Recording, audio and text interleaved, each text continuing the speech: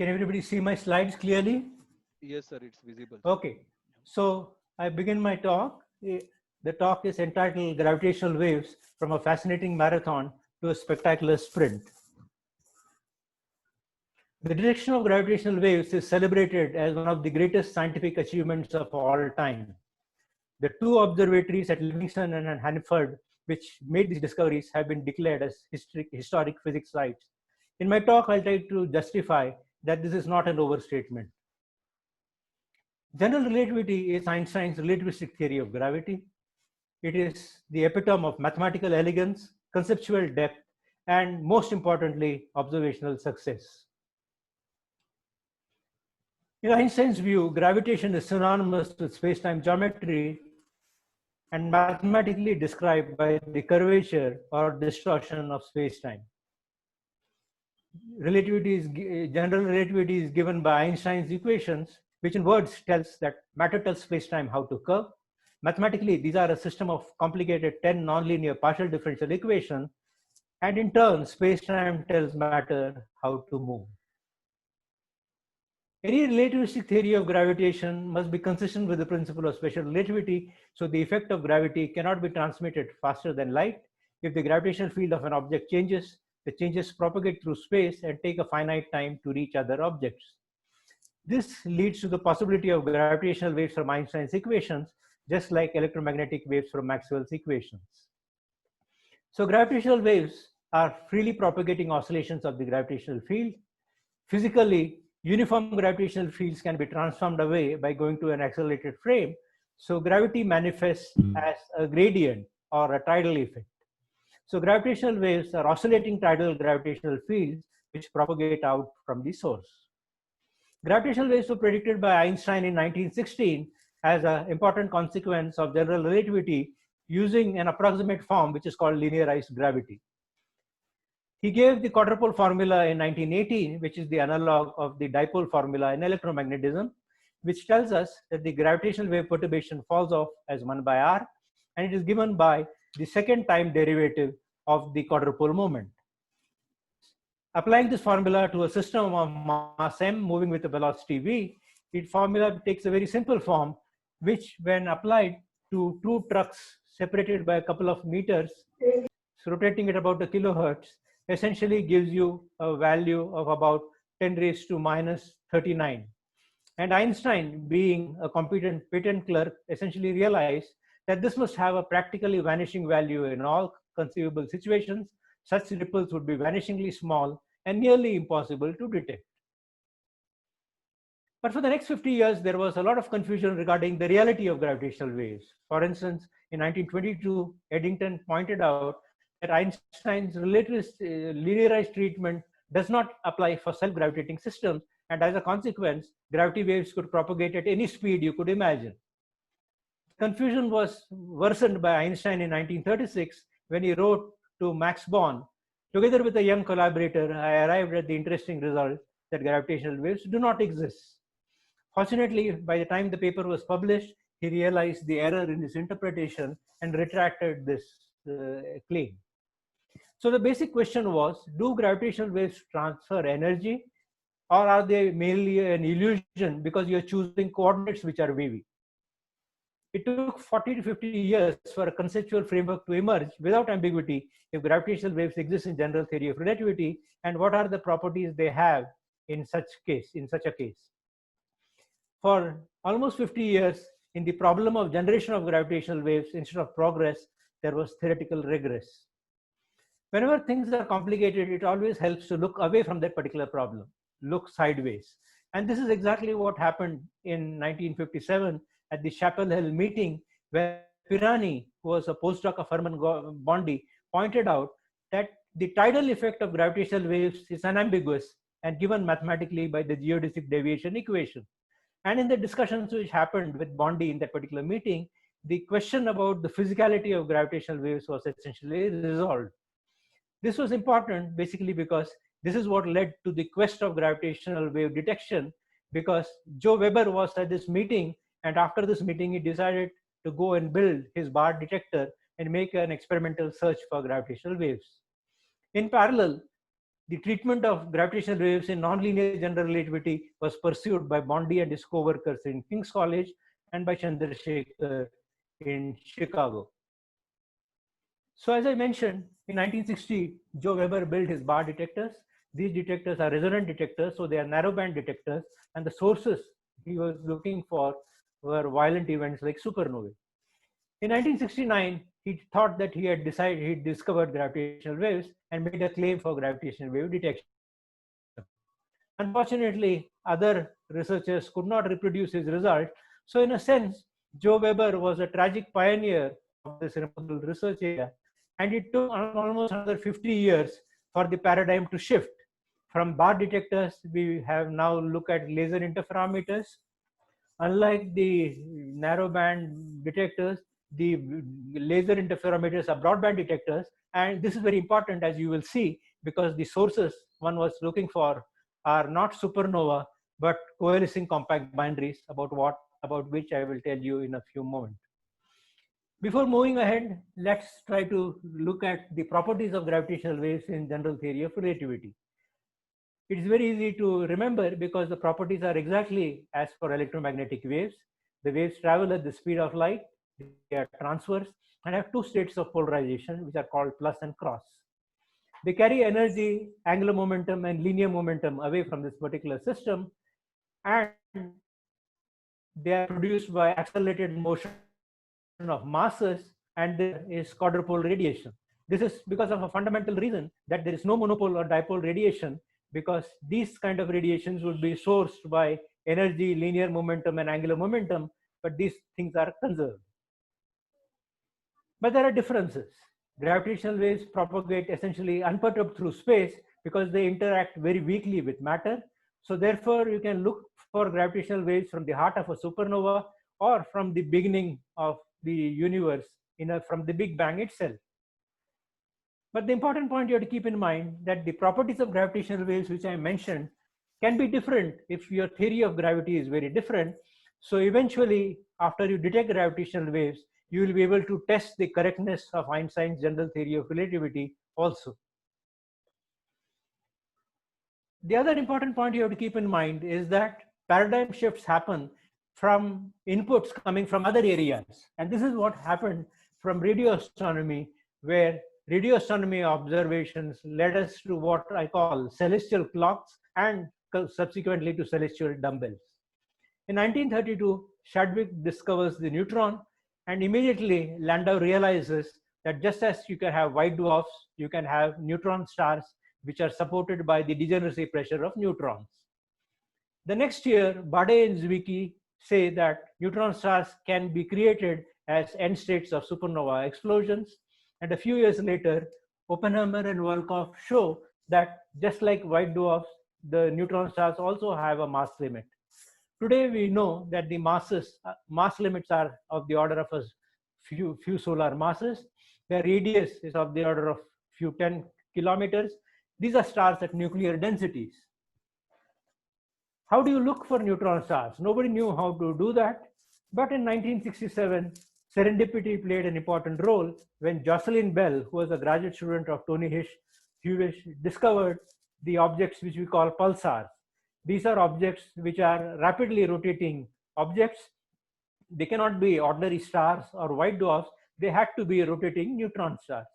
So suddenly you realize that there are objects which can keep time, very precise time, even though they are microscopic objects. That is the reason I call them celestial clocks, the Rolexes of the heavens in some sense.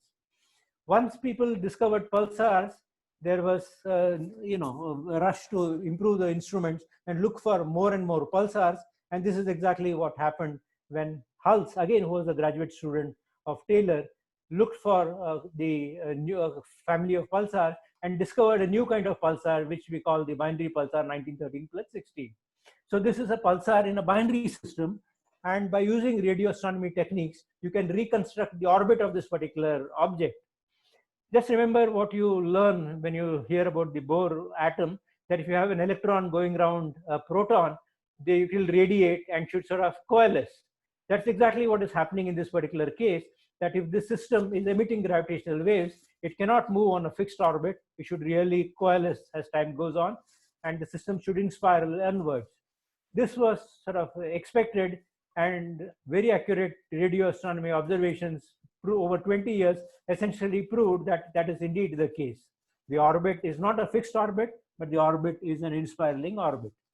Immediately onwards, whenever there is a new discovery, new questions also come up. So people ask the question, the quadrupole formula, which is derived for linearized gravity, how can it work for very strongly gravitating neutron stars?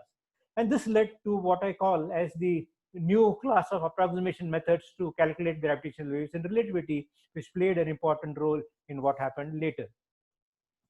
So now you have a situation where you have a theoretical a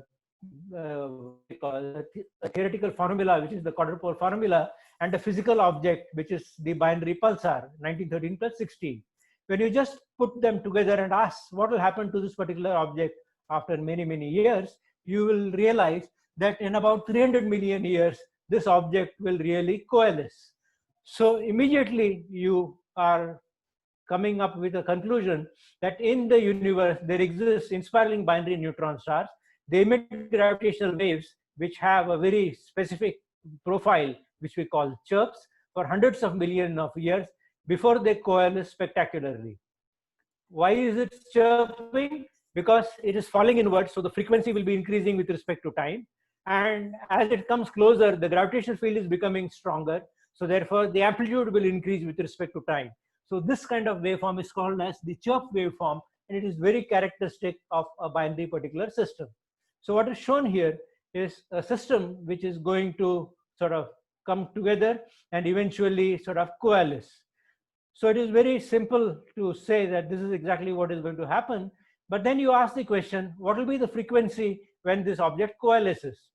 It turns out that when you can build a very sensitive laser interferometer, the frequency when this system coalesces falls exactly in the sensitivity bandwidth of the detectors which you can build. And why does this happen? It happens because you're dealing with neutron stars. Neutron stars are very, very compact, so they can come very, very close to each other. If you're talking about an ordinary star, it would be much, much bigger, and therefore it would not be able to come close enough and emit in the bandwidth of the detector. So this is a very important point to keep in mind, the serendipity which is at play in all this. And later on, other binary pulsars have been discovered which will coalesce even earlier. For example, the double pulsar will coalesce in about 80 million years.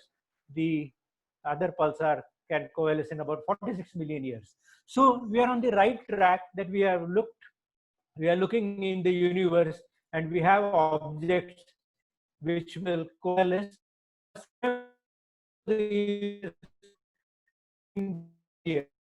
so come the sort of which last for an amount of time. Now the question that we have an object which is for gravitational radiation. So if you really want to measure the gravitational waves, you basically have to ask what is the effect of gravitational waves on a physical system. So you ask that question, who is the tidal force oriented? And then you can show that Einstein's equations show that they are oriented like a plus or a cross. So if a gravitational wave falls on a system of a ring of particles, it will squeeze in a very definite manner.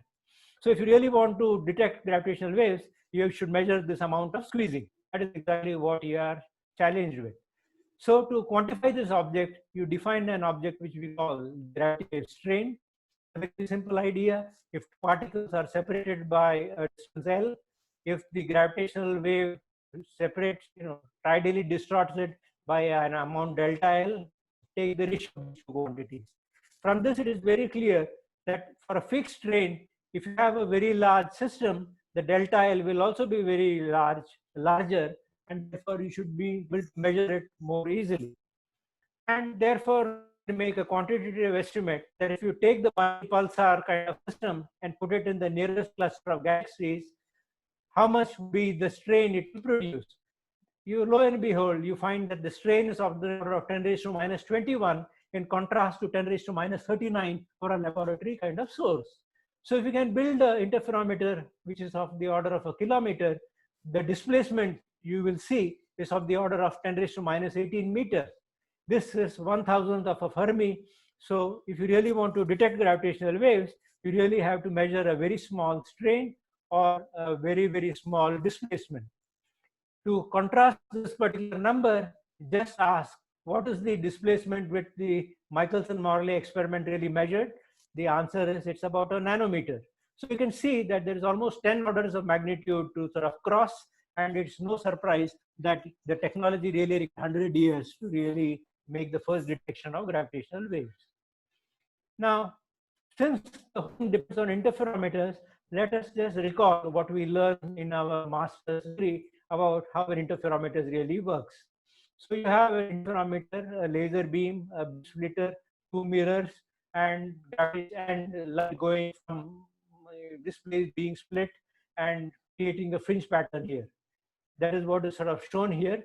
And you assume that the arms are sort of adjusted to be precisely equal so that when the light goes and comes back, there is destructive interference and there's light coming out from this particular port.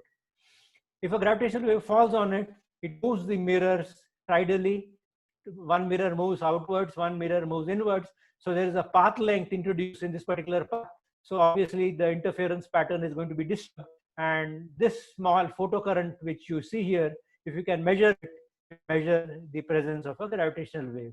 So in a sense, this is exactly what you really need to do. And this is exactly what LIGO story essentially begins. LIGO story essentially begins with Ray Weiss, who when he teach a course, basically asked the question, how to do the effect of gravitational waves? And he claims that he was influenced by Piranha's paper, and from that, he basically realized if you consider an interferometer, you could make an attempt to detect gravitational waves. Which you have to keep in mind is that one is trying to measure something so small that unless you can make an estimate of other sources of noise which the interferometer is subject to, you cannot really succeed in this particular experiment. So what he really did was made a detailed budget about all sources of noise, them using classical physics, what the displacements would be, and that really played an important role in going 10 years later to what we call today as the Blue Book, taking this idea into a next level, and finally becomes the basis of the LIGO project proposal, which was made in 1989. I put these two pictures on this particular show. Ray Weiss began his career, and this is something, when he was 90. So it's lifetime which these people have essentially, devoted to making this particular detection.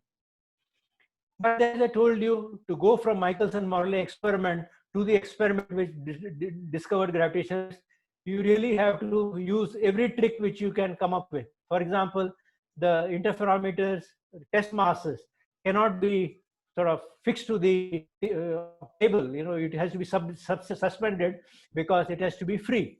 So you have to use kilometer scale interferometers with suspended masses.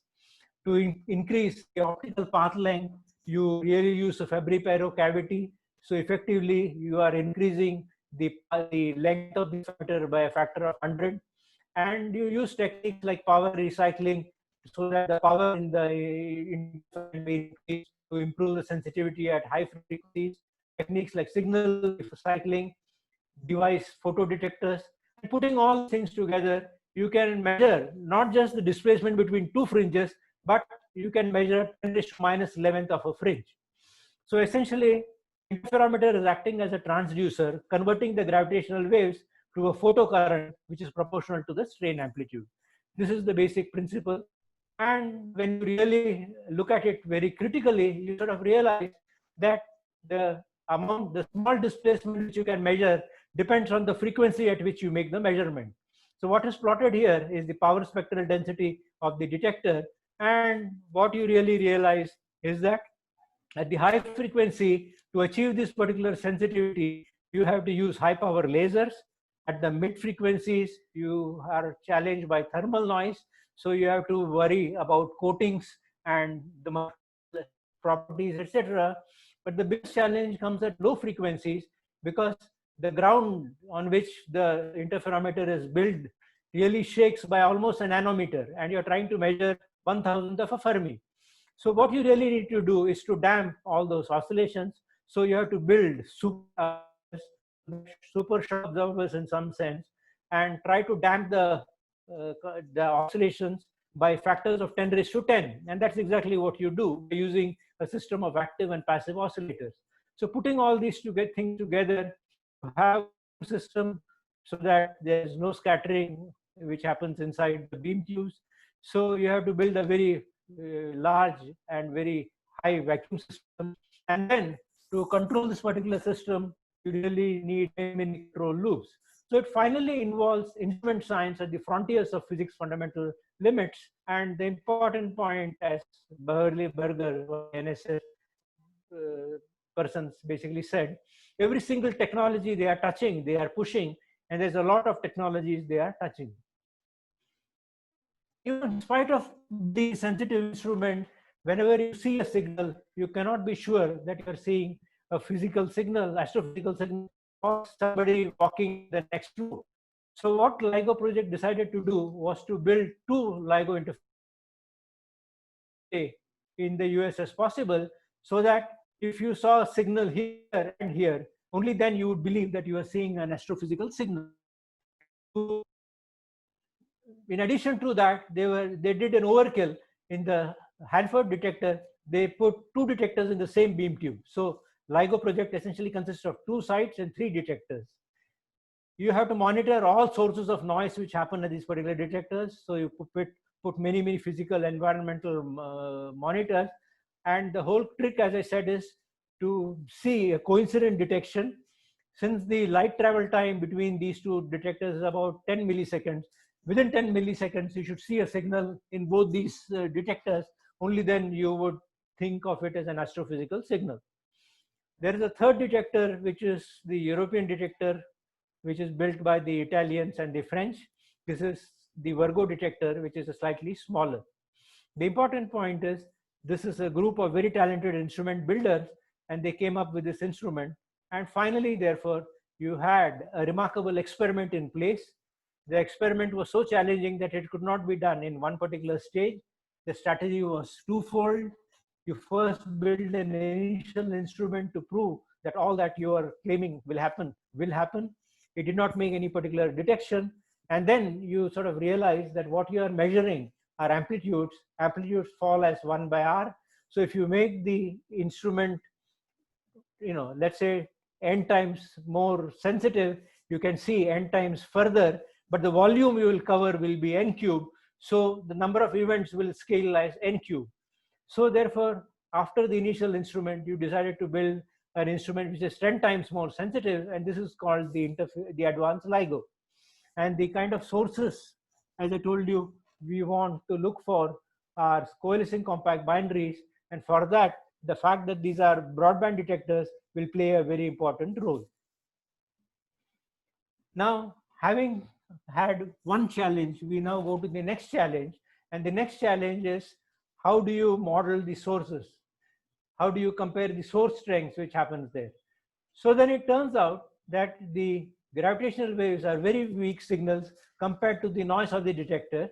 What is shown here in this particular, what is shown here is that compared to the noise of the detector, the signal is sort of buried inside that. So you use engineering techniques like match filtering, both to detect the signal and extract it, and estimate the parameters of the signal and characterize this particular signal. For that, you have to do what is called as a correlation of a known signal with this noisy data. So if you can correlate, that means you multiply the noisy data by some known waveform and integrate it over a particular frequency, you will see that the correlation is not there, but when your signal matches whatever is buried there, immediately a correlation is picked up. So this correlation is what you will look for, and that is what is called as match filtering. But then it is immediately clear that if you want to do this effectively, you really need to know what the signal looks like, because if the phase information is lost, then the correlation would also be sort of lost. So success of match filtering requires you to model the signal very accurately. And this was what was realized by Kip Thorne. from Caltech. Again, Kip Thorne, when he was a young post faculty member, when he began his research in gravitational waves, and Kip Thorne as he looks today, and they basically realized that there are many issues which you have to get, face. And this came up in a very important paper, which is called The Last 3 Minutes. So essentially, you are talking about the inspiral, the merger, and then finally what is called as the ring down of this particular gravitational wave from this black hole, which is a black hole or neutron star which exists here. And the important point is that we are looking at signals when the whole thing is merging. We don't know how to calculate it. For that, you need what Kip realized was numerical relativity simulations, but they didn't exist at that particular point.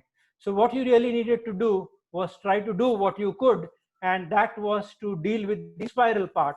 And that is the reason, in collaboration with my collaborators in France, Luc Blanchet and Thibaut Damour, I worked on this particular problem. The calculation becomes more, the problem is that if you look at self-gravitating bodies, you realize that if you really want to correct in higher orders of v square, you have to deal with higher orders in g, because v square is of the same order as gm by r. So if you want higher powers of v square, you need higher powers of g. That means you cannot run away from the non-linear nature of gravity. But this could be done not over a year or so, but it almost took about 15 to 20 years. But at the end of it, we could improve on Einstein's quadrupole formula by corrections of order v square by c square, v4 by c4, and finally v7 by c7. So now you know how the phase of a gravitational wave, when it is inspiraling, how it is sort of calculated, and therefore, in a sense, you have the formula which you can use to look for gravitational waves by using match filtering. This is just the beginning, because you begin with point particle approximation, and then fortunately by 2005, 10 years later, numerical relativity came into being. Therefore, you could put together the analytical calculations and the numerical relativity calculations to do what you really need. And under the leadership of many of these people and the students and postdocs who worked with them, you finally could come up with the waveform which you require. So as I mentioned to you, you have to face, remember, there is challenging detector calibration. It's a very, very sensitive instrument. So you have to calibrate everything very, very accurately. And then you basically convert the raw data to a signal. That is what is shown in this blue thing here. And then what you basically do is realize that your signal will depend on 15 parameters. And depending on the 15 parameters, your signal, which your detector will see, will be different. So you try to match what you see by many simulations. So you do many, many simulations and then find what are these parameters which will fit with the signal which you are seeing in the detector very, very accurately. So the parameters of the source have been sort of worked out, and that exactly immediately is what sort of lets you tell you that you are basically looking at binary black hole. So as I told you, you are seeing a signal. The signal is inspiraling, and then it is merging, and then finally it sort of rings down. The ring down is when a black hole is sort of basically formed and finally settling down. It is like a bell ringing down, and this was something which was predicted in the 1970 by Vishweshwara, and it's called as the quasi-normal modes of a black hole. So the important point you have to keep in mind is there are many, many nonlinear effects which come in this particular calculation. All those are taken into account in the formalism which I talked to you about. And this basically tells you that if you're seeing a signal which looks like this, then most likely, you're seeing a black hole. The important point is that if you are looking at not a black hole, but a neutron star is not as stiff because it is made up of material particles, and depending on its equation of state, at some stage when it comes closer to each other, the system would be tidally distorted, so it will deviate from its black hole form or from its point particle limit. So therefore, by looking at the waveform, you would be able to say something about what is the equation of state of this particular object, which you are sort of seeing merging. And this is exactly what we are excited about, because it is going to tell us something about the equation of state of matter at high densities, which are not accessible in laboratories on the Earth. So we are in a situation where we do, decade after decade calculations, but it is these experiments which are driving this particular theory. So you have a remarkable theory, which is the general theory of relativity, which can be applied to coalescing compact binaries of black holes and neutron stars.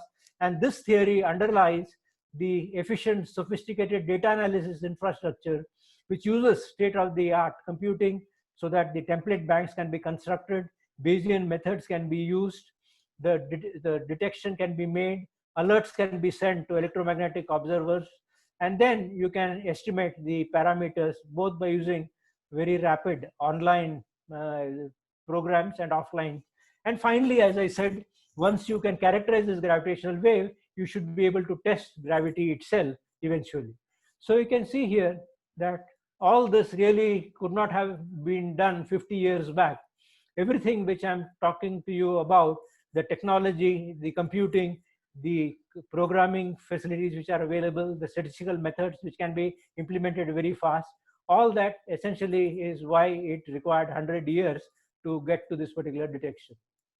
One important point, which is important for the LIGO India part, is what I want to sort of address to next.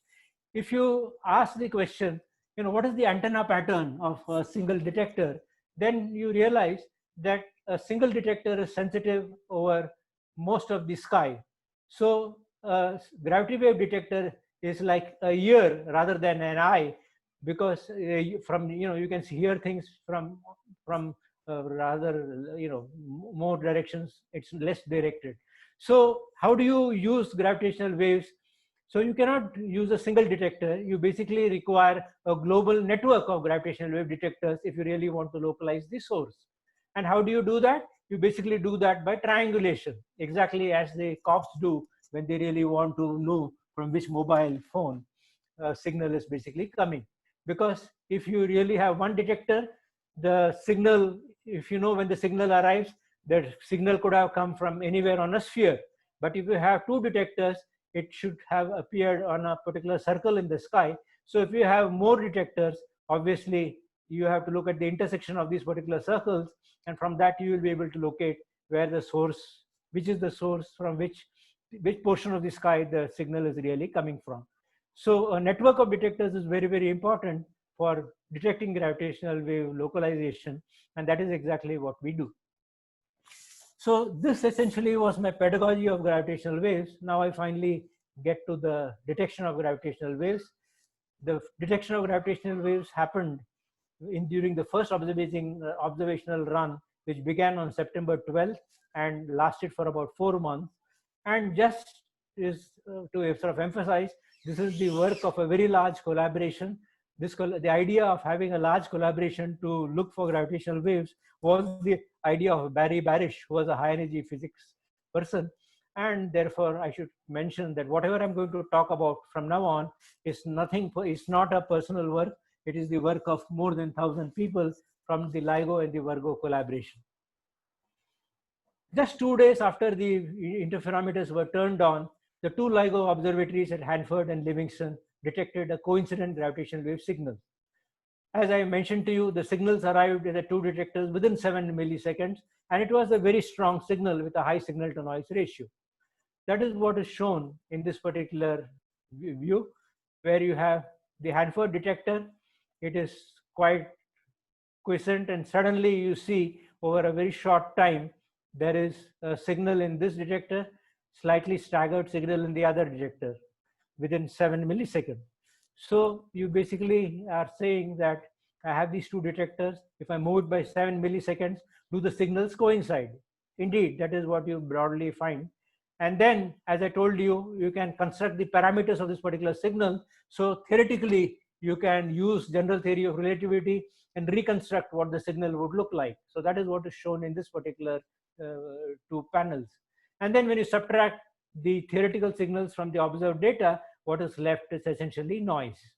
So this is the kind of things which you basically need to do And using this kind of treatment, at the end of a few months, you can calculate the parameters of this particular signal. So you see, for example, that it consists of two black holes, which is sort of merging. And when they merge, 3 solar mass worth of gravitational waves is very rapidly put out over a very, very short time scale. So the important point I want to emphasize is that even at the first discovery, there were many astrophysical implications for the gravitational waves. For example, it was the first direct detection of gravitational waves. So it was the first detection of binary black hole that merges within the age of the universe. It was the first observation of a stellar mass black hole whose mass was larger than 25 solar masses. Up till then, black holes seen by X-ray observations were less massive. And the moment you know that you have such a massive body, you have to ask, how can you form it in the by using stellar evolution? And therefore, immediately it tells you that you are forming it in a situation where there is weak winds. And if you want to have weak stellar winds, it says something about the metallicity of the medium. So you can see here, it is not just about the detection of gravitational waves, it is about many detailed astrophysics. And then, as I explained to you, indeed, we could test general theory of relativity in a regime where gravity is changing very rapidly, that is, it is dynamic, and gravity is very, very strong because you are talking about the gravitational fields of two black holes. So the important point you have to keep in mind is that the gravitational waves are coming from a binary black hole system at a cosmological distance. So it was emitted 1.3 billion years ago. And if you really ask what was happening on the Earth 1.3 billion years ago, it was the life was just converting from a single cell to multicellular forms of life. So it's very, very amazing that we are able to say something about something which happened, so far away with so much precision. And the discovery paper, which came out on 11th February 2016, had 37 authors from the Indian institutions and citations to important papers, which included Indian researchers. For us, it was a very important point because the Indigo Consortium, which was formed in 2009 with the aim to extend the Indian footprint in gravitational wave source modeling at Raman Research Institute under me, and gravitational wave data analysis at IUCAA under my distinguished colleague Sanjeev Dhurandhar, to a pan-Indian gravitational wave experiment. So the consortium was basically formed to extend our footprint, and in that case, it made the LIGO India proposal in 2011. The proposal was sitting with the government, but just a week after the announcement of the discovery of gravitational waves, it received its in-principle approval. And today, we think that by 2026, LIGO India should be able to make its first scientific run. What is the importance of LIGO India? This is where you should just recall, I had mentioned to you that the LIGO project consisted of 3 detectors, 2 detectors in Hanford, 1 in Livingston, and the Virgo detector in Europe. When you use this system to locate sources in the sky, sources can be located with good localization here, but in these parts of the sky, the localization is not very good. So what was realized when the initial LIGO was succeeded was that better science could be done if you moved the second Hanford detector to a location further away. And that exactly is why the LIGO India project is very, very important. When you move the second detector to India, immediately the source localization is good over all parts of the sky. So if you include LIGO India, the angular resolution on an average improves by 4 times, and in some directions by factors of 10 or 20. This is why the LIGO India project is very, very exciting. So as I mentioned in my abstract, on October 3, 2017, the 3 gentlemen, Barry Barish, Kip Thorne, and Rainer Weiss, were awarded the Nobel Prize for contributions to the LIGO detector and for the observation of gravitational waves. And in my talk, I have already highlighted the important roles they played, the complementary roles which they played in this particular discovery. I would like to sort of emphasize that 100 years before, on November 7, 1919, Einstein became a hallmark for intelligence, because the eclipse experiment essentially sort of made headlines over all the newspapers. February 11, 2016 was exactly that same moment recreated in our generation. So what more could a person want when 100 years later his theory and his prediction are verified so spectacularly? So I'm sure Einstein would be very, very happy about it. Then the second observational run started, and just a month before the end of the second observational run, the Virgo detector joined the observations, and it made in a couple of weeks its first black hole discovery. The black hole on 17th August, on 14th August 2017. And immediately you sort of realize that if you had a third detector, the sky localization improves. If you had only the LIGO detectors, the sky localization would be about 1,000 degrees. Because you had the Virgo detector, immediately the sky localization becomes much better. And this played a very important role for what I'm going to tell you next. And that is the spectacular launch of multi-messenger astronomy, which was announced on October 16, 2017. This essentially is the discovery of the gravitational wave from not a binary black hole, but from a binary neutron star.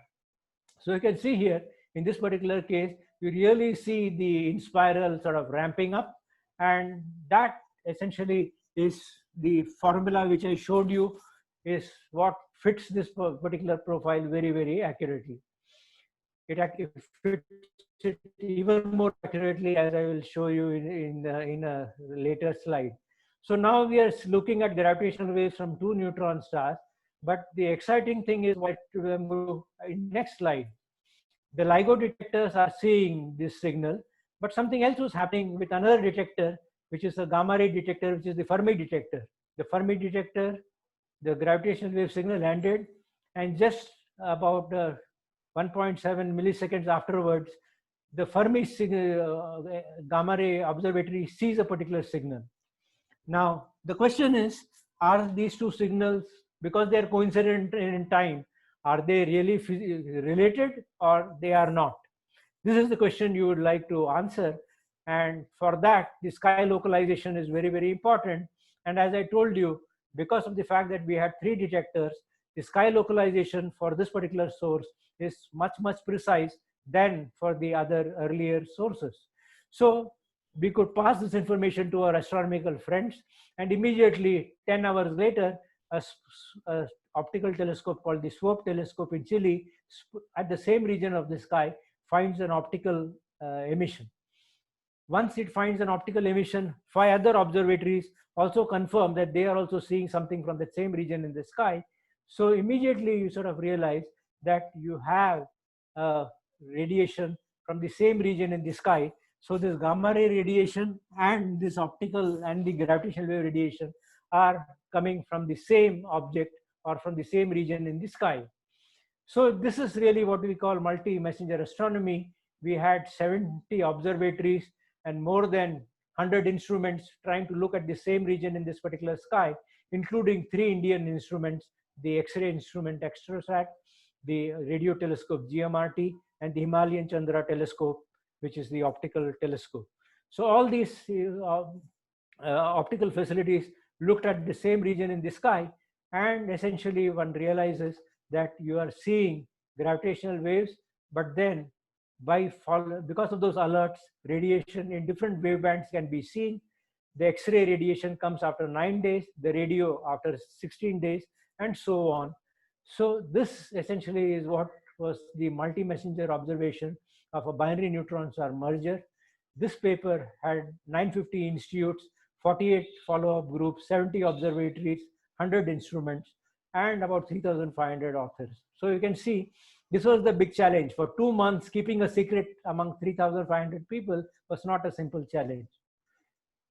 As one of our colleagues described it, this was the most ambitious and emotionally charged electromagnetic campaign in history, probably for any transient short-lived event. I personally like to describe it as follows. If the first discovery was like the advent of talkies in the silent movie era, the second one, the binary neutron star, was like the advent of IMAX, because you are seeing the universe in many, many wavebands. So now you have experts by all these things. You can do parameter estimation and estimate all the masses, the various physical parameters. But the important point, as I told you, is that because we're talking of neutron stars, at some particular point, there will be deviations from the black hole waveform. And that exactly tells us about the stiffness of the equation of state. And that also we could do in our analysis. We could show that the equation of state, which is predicted for these particular objects, rules out some equations of state, and it allows some other families of equations of state. So so this is the punchline. They disfavor equations of state that predict less compact neutron stars. So many firsts. The first observation of gravitational waves from a neutron star system. We found gravitational waves and electromagnetic waves from a single source. And the important point is this was always hypothesized that short gamma ray bursts could happen because of the merger of two neutron stars. So this was sort of verified in our first discovery itself. And then there is this phenomena which is called the supernova, which is powered by the radioactive decay of R process nuclei, which are synthesized in this particular ejecta. So this could be sort of verified. And the important point is that though we are used to gold, platinum, silver on the earth, uranium on the earth, even till today, how are they sort of synthesized in the universe? It still is no good story about it. One of the predictions was that maybe they would be made by supernova collapses, but then the rate of supernova is so small that the abundance and the rates didn't match very well. But on the other hand, if you have a neutron star merger, it is so neutron rich that the R processes can basically happen, and therefore one can basically look at the creation of things like silver, gold, and platinum, and therefore this has allowed many papers to explore the implications of binary neutron star mergers. So this is exactly what was happened at the first discovery itself. Many years, even 2 or 3 years after it, this object is being monitored in X-rays, radio, optical, etc. And even as far back as last year, you would find many interesting papers on this particular object. Many things can be done. So now I'm going to zip past. You can do cosmology by using the standard candles, because if you detect a gravitational wave source, you can measure its distance. If you can see it in electromagnetic observation, you can measure its redshift. And by using those two numbers, you can calculate the Hubble constant. So again, you can see that the LIGO and Virgo collaboration with many other cosmology groups has been working on this problem of determining the Hubble's constant. And then, as I told you, you can test the general theory of relativity by using, making many different kinds of experiments. This has been done. You can use black holes again to test the general theory of relativity. That has also been sort of done. So I would basically want to sort of just summarize it by saying that when LIGO acronym was used, it stands for Laser Interferometer Gravitational Wave Observatory. Astronomers sort of sometimes used to sneer at the gravitational wave people because they said that you have not even detected gravitational waves and you are claiming that you can do astronomy with those radiation. What I would like to emphasize is the O has been earned twice over in the discovery of the binary black holes and the binary neutron stars. So in a sense, this discovery has been transformative. It has led to the gravitational wave transient catalog, where we have already seen 10 binary black holes, 1 binary neutron stars. And when we made our data public, colleagues from the Princeton Advanced Study Group could detect 8 more black holes from our data. So you can see here that it's an area which is sort of becoming very interesting as of now. So what is the current status of this particular subject? We are in the era of what we call the open public alerts, the third public run, which started on 1st April and was supposed to go on till the end of April. into 2020 a year-long run, but because of the corona epidemic on March 27, the run was terminated. A fourth detector, a Japanese detector, was supposed to join at the end of 2019. And what is meant by open public alerts was that the moment we suspect we are seeing something interesting, we put that out publicly and alert our astronomy friends. So 80 alerts were sent out. Of that, 24 were retracted because they were due to instrumentation problems. And you have to keep in mind that every alert will not eventually become a detection, because when we analyze it more in detail, we may find that it is not a genuine detection, but some instrumentation problem. So by these fora, which are called GRACE, DABY, GCN circulars, GWOSC, these keywords you can just type on Google and it will take you to information regarding all these things. And what I want to sort of emphasize is, if during the first two runs we saw about 11 events, in the third run we have ramped up more things because our instrument is more sensitive and our runs are more long. We suspect that we have seen 6 binary neutron stars, 37 binary black holes, 5 neutron star black hole binaries. These are not confirmed cases. As I told you, we really have to analyze it more carefully before we say something definite about it. Let me just basically say that it is very challenging because the alerts have to be sent within a minute. You have to verify it within an hour and then do more careful analysis and either retract it or take it forward in about a week. But all this has already happened in this particular case. Since I already, run my time, let me just now go back to my last few slides. Eventually, by 2026, as I told you, we would have a global network which involves KAGRA and the Indian LIGO India. And by that time, we would be able to see very, very far. The LIGO detectors can see very far. And therefore, since we are a clone of the LIGO detectors, we would be able to see very far, 330 megaparsecs, compared to the KAGRA detector and the Virgo detectors. So this is why, even though we are not online now, there is a lot of excitement in the LIGO India kind of project. And will this end our, LIGO India will be the last part of the story? No, LIGO India will be only the beginning of our short tale, because the community has already started talking about the next generation detectors, the third generation detectors, which are called the Einstein telescope and the Cosmic Explorer, which are even 10 times more sensitive. There's already a space detector which is being planned, which will go up in 2034, which is called the LISA detector. And with this, we basically will have not only gravitational waves whose periods are of the order of milliseconds, we would be able to see gravitational waves with these kinds of periods. Gravitational waves by LISA, pulsar timing arrays, and eventually gravitational waves from the Big Bang itself. This is what is called gravitational wave multiband astronomy. And with that, we basically go from a regime of known knowns and known unknowns to the regime of unknown unknowns. And that exactly is the challenge.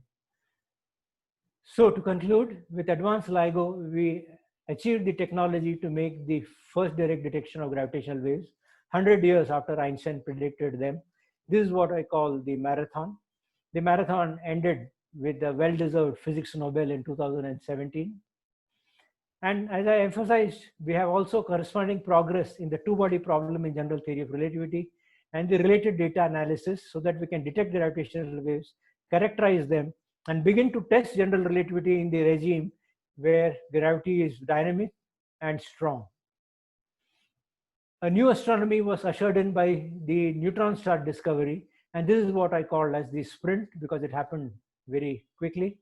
And the game changer was the network of LIGO and Virgo gravitational wave detectors and their ability to localize a gravitational wave source to a small enough region so that you could send alerts to realistically facilitate electromagnetic follow-up.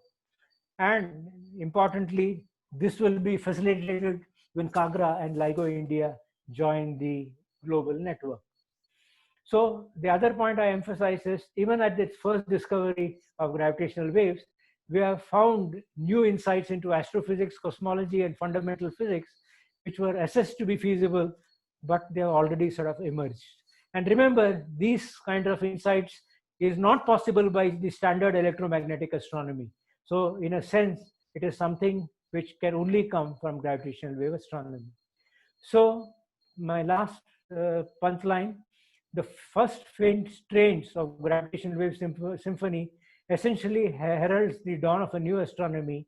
And again, there are new interfaces which are being exposed of general theory of relativity and quantum theory of quantum field theory. This is what has basically happened.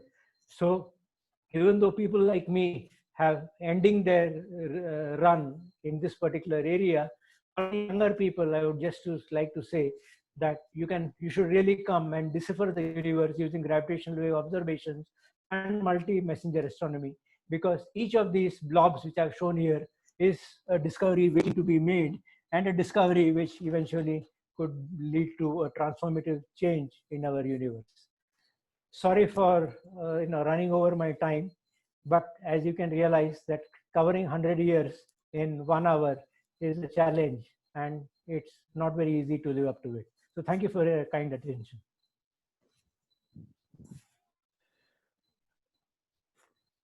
And very comprehensive summary of all that has been happening in the field of general relativity and specifically in the context of gravitational waves over a century. So it is a really wonderful exposure which all of us have gained, inclusive of students, faculty members, everybody.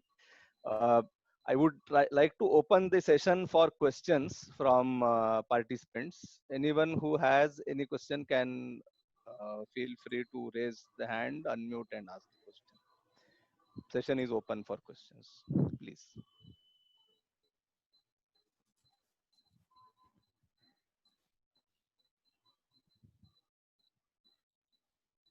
You can unmute yourself and ask your question. Rashmi Ranjan has a question in chat box.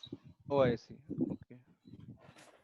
I don't see the chat. Can somebody read that? Yes, sir, sure. The question is, can we detect black hole evaporation and Hawking radiations with LIGO India in the future? Yeah, one should keep in mind that, when you talk about Hawking radiation is very, very small for stellar mass kind of black holes.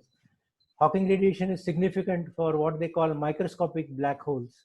So therefore, at this particular point, that particular regime is not what is accessible to these kind of observations. But the point is that, as a consequence of gravity, since you asked the question about black hole evaporation, there's also this area of black hole thermodynamics, which basically talks about the horizon area and so on.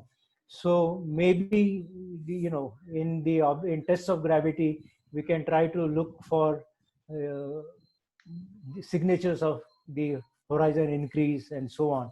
That kind of things can be sort of possible, and some people are exploring, whether such things can be done by using the observations which we have today.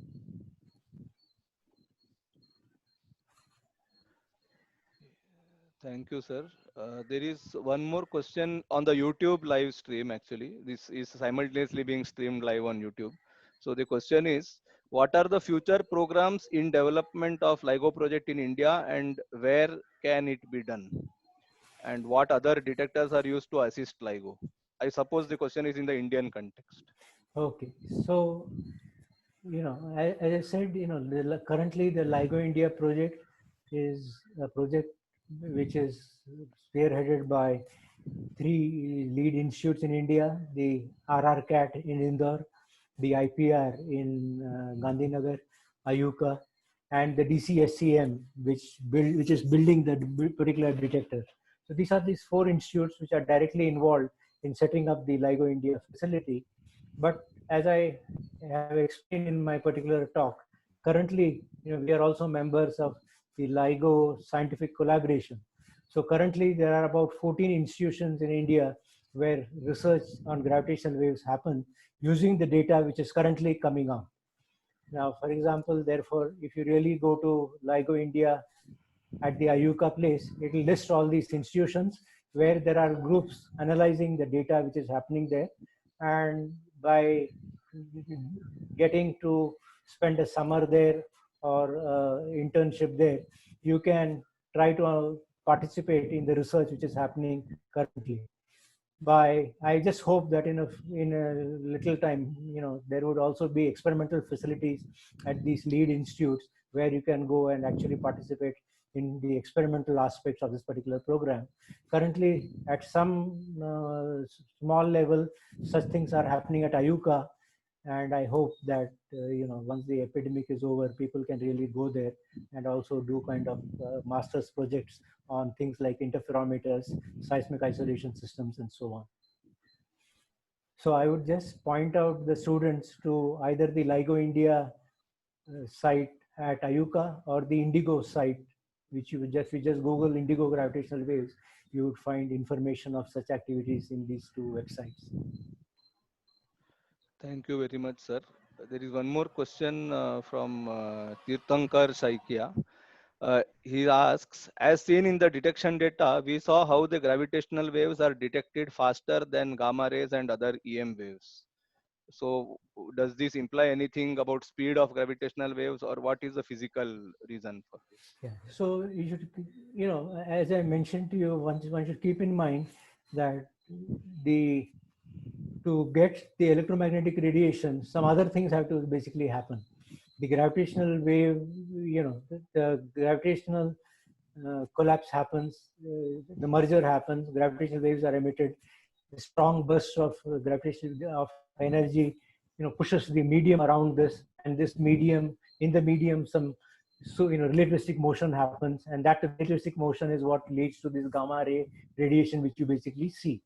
So essentially, what the way we think about it is, you say that, well, there is this 1.7 milliseconds difference between these two things. Let us assume that it is really due to some fundamental reason. And then we say, what is the limit it puts on the difference between the speed of light of gravity, speed of light and speed of gravity. And that number comes out to be a very, very small number. But the important point one has to keep in mind is that this number will be because of the other complex processes which are really there, which are required for the electromagnetic radiation, which you basically see. So that is the reason why we think that gravitational waves will be like the chowkidars of the universe. They basically warn the universe that something exciting is happening. So please look there. Just a follow-up question on my own, that is it some kind of temperature based effect that the each lower energy regime kind of turns up later, Yeah, so the average temperature of the system? So so it is really the gamma ray, X-ray, and all that, they are basically relativistic kind of non-thermal kind of motion. So it is like a super very, very rapidly moving object from which radiation sort of comes out. And as you rightly pointed out, that has a temperature, that has a frequency dependence, and that is the reason these different radiations come at different times. We first saw the gamma ray, then we saw. Thank you, sir. I think there was another question on the YouTube live chat, but that has been answered. Okay.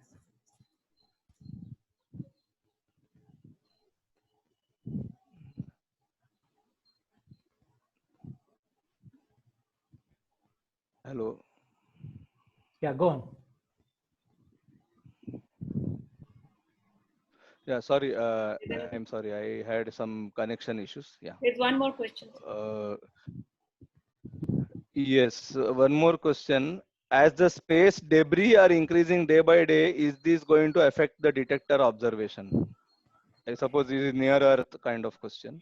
The space debris. Yeah. So and how does that affect anything?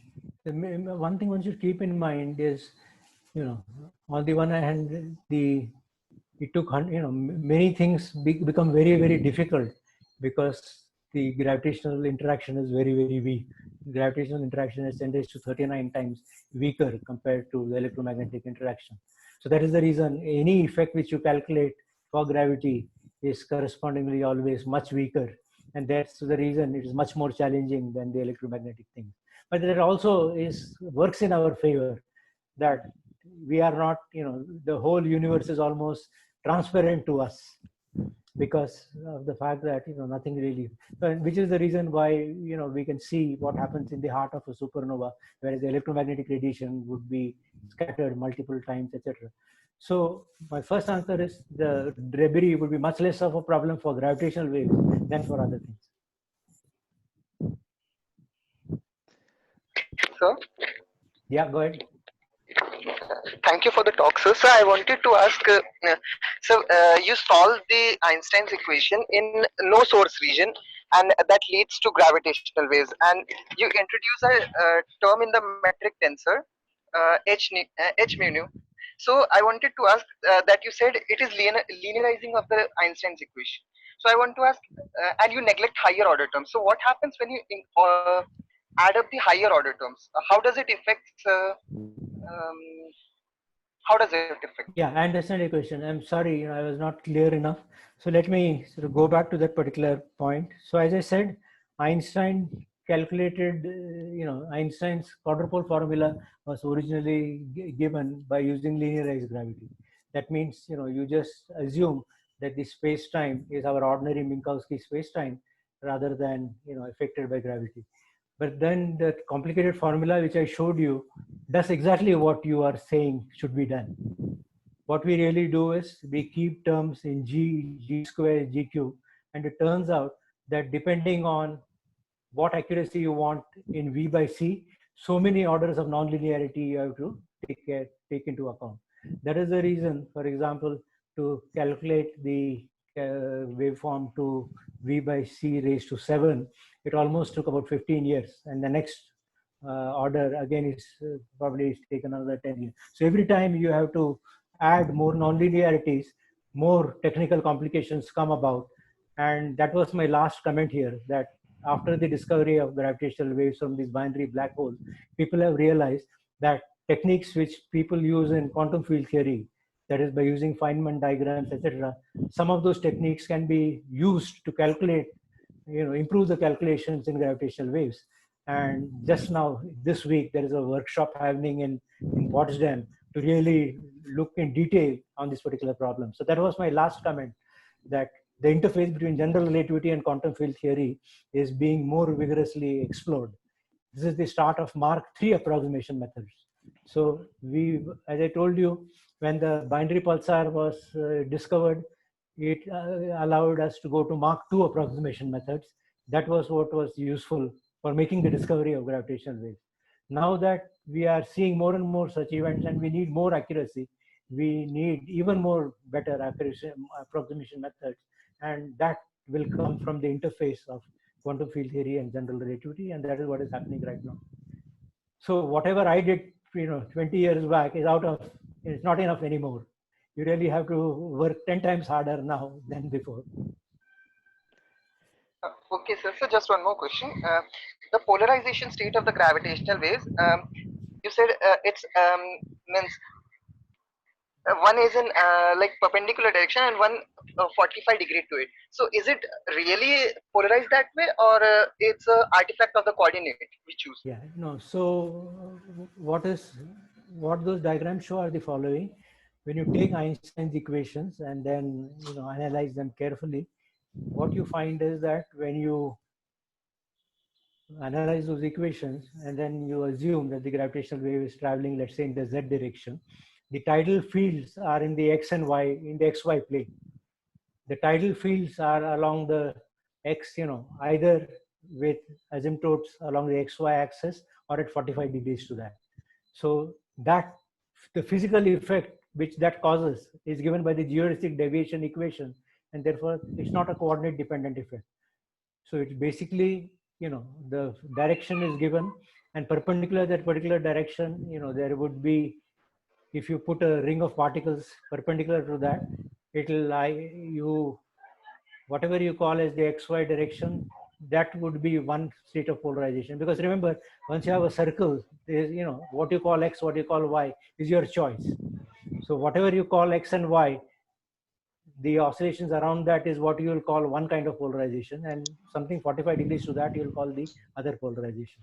So there's no coordinate dependence there because of the fact that we are talking about that it is really linked to the physical tidal fields which are there in that particular problem. So finally, what you extract out is a gauge invariant quantity. Is it fair to say the two different polarizations are kind of orthogonal to each other? Yeah, so one can basically say that an arbitrary polarization can be made up of linear combinations of these things. So they are the analog of the two linear polarizations we have in electromagnetism. So here, because it's a spin 2 field. So you get polarization by solving the geodesic equation. Yeah, no, by solving not the geodesic equation, the geodesic deviation equation. So if you really want to know, what happens to an object when a gravitational wave falls on it, what you have to understand what the geodesic deviation does. Okay, sir. Thank you. I hope that answers all your questions, Akash. Sir, just one last question from one of the participants, that the parameters which you mentioned, like black hole spin, etc. So how well do we know that those parameters are the true values which they have? I mean, Yeah, very good question. So as I said, the point is the parameter estimation is done by as in high energy physics, by a statistical method. So what you basically do is say that, well, my signal depends on so many parameters, and depending on the value of these particular parameters, what I measure on the detector would be so much. So you do a very large Bayesian simulation, and then the numbers which you quote are 90% confidence limits. So we say that. So therefore, whenever we quote a number, there's always an error bar, and how much more it can be, how much less it can be. So that is always quoted. So it is a statistical number where the error, we say with 90% confidence, this is the number which that object has. And the point is that all this really depends on the modeling which you do. So this is what is called as the systematic effect on the estimation. And this is why you need to calculate your model as accurately as possible, because eventually when your detectors become more sensitive, the systematic errors will have to be controlled even more accurately. So your model has to be even more accurate than what you're using currently. So currently we are not limited by systematics, we are limited by statistical errors. But as you go to the next generation detectors, this will become a big challenge. thank you very much, sir. I am sure some of the participants have more questions, but due to paucity of time, we will cut short here. But I am sure that you can definitely, sir, I hope it is okay if they contact you directly if they Yeah, you have can some just questions. they can send me an email and Yeah. if I can answer it, I'll answer it. If I don't answer it, it means I don't know the answer.